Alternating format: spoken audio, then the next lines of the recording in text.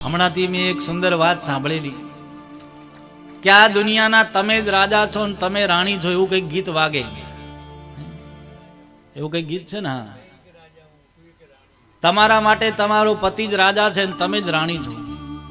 જે પોતાના પતિની સેવા કરી પતિને રાજા બનાવવા માંગે એ રાણી બનીને રહેશે. પોતાના પતિને નીચો દેખાડશે તો એને બીજે દાસી થવું પડશે. આ ચોખ્ખો હિસાબ છે. યાદ રાખો, પતિનું સન્માન કરો. આપણી ભારતીય સનાતન પરંપરામાં પતિ આપણા માટે દેવ છે. શુશ્રૂષયા, શુદ્ધ હૃદયથી સેવા કરો.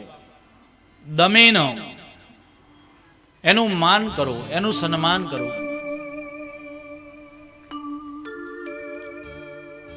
નહીં તો પછી અમુક સમય બહેનો માતાઓ જે શબ્દો કાઢે, હવે મારે તો અહીંથી બોલાય નહીં, પણ અહીં નહીં બોલતા, એમાં સિટીમાં બોલે. હા,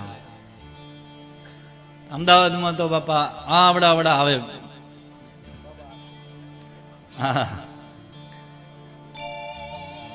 જો અમારા કાકા કે લાંબા હાથ કરીને અનુભવ કે છે ને. એટલે સ્ત્રીનો ધર્મ જ શું છે એ અહીં માતા દેવહૂતિ બતાવે છે. સૌ હૃદયથી સેવા કરે, દંપતી નહીં. કરવું પડશે એમ નહીં. યાદ રાખો, એક તમને અંદરની વાત કહું. તમને જે મળ્યા છે એ આપણા કર્મોને લઈને મળ્યા છે. તમને જે મળ્યા છે એ તમારા કર્મોને લઈને મળ્યા છે. હવે જે મળ્યા છે એને ભોગવવાનો છૂટકો જ છે. એમાં આપણે કોઈ રીતે બચી શકશું? તો હવે લડી ઝઘડી અને સાચવી એના કરતા પ્રેમથી ના રહીએ. આ યાત્રા ભગવાને આપણને સુંદર યાત્રા આપી છે.